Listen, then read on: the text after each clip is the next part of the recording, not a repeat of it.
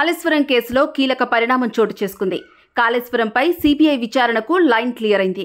Kaleshwaram అవకతవకలపై CBI చేసే విచారణకు తాము పూర్తిగా సహకరిస్తామని రాష్ట్ర ప్రభుత్వం ప్రకటించింది. ఈ మేరకు మంగళవారం జీవో విడుదల చేసింది.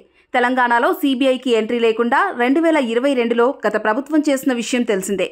తాజాగా ఆ ఆంక్షల నుంచి ప్రస్తుత ప్రభుత్వం మినహాయింపు ఇస్తున్నట్టు జీవోలో పేర్కొంది. కాగా రాష్ట్రంలో సీబీఐ విచారణకు ఎలాంటి అడ్డంకులు లేవని ఇప్పటికే ముఖ్యమంత్రి రేవంత్ రెడ్డి స్పష్టం చేశారు. జస్టిస్ పీసీ ఘోష్ కమిషన్ నివేదిక ఆధారంగా పారదర్శక విచారణ కోసం సీబీఐకు కేసు అప్పగించామని సీఎం రేవంత్ రెడ్డి చెప్పారు. కేంద్ర రాష్ట్రాలకు చెందిన పలు శాఖల ప్రమేయంపై అంతర్రాష్ట్ర అంశాలపైన దర్యాప్తు చేయాలని సీబీఐను ప్రభుత్వం కోరింది. అంతేకాదు కాళేశ్వరం ఇరిగేషన్ డెవలప్మెంట్ కార్పొరేషన్ పైన దర్యాప్తు చేయాలని హోంశాఖకు పంపిన లేఖలో పేర్కొంది.